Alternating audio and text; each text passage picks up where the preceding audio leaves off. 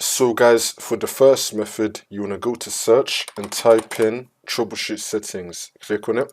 And now once you're on this, you want to click on other troubleshooters. And now you want to find network and internet. Click on run. And now this will come up, the network and internet troubleshooter. If it detects anything, it will try to fix it for you. See if that works. For the next method, you want to go to search and type in device manager. Click on it.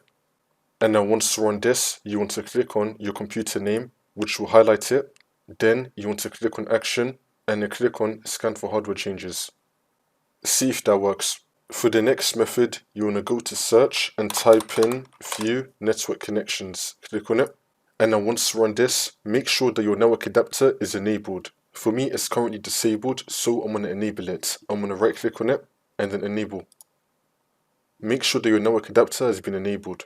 For the last method, you want to go to search and type in network reset. Click on it.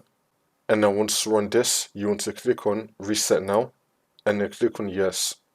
It's going to restart your computer in 5 minutes, or you could just do it yourself right now. Come back into Windows and then hopefully this will fix your problem.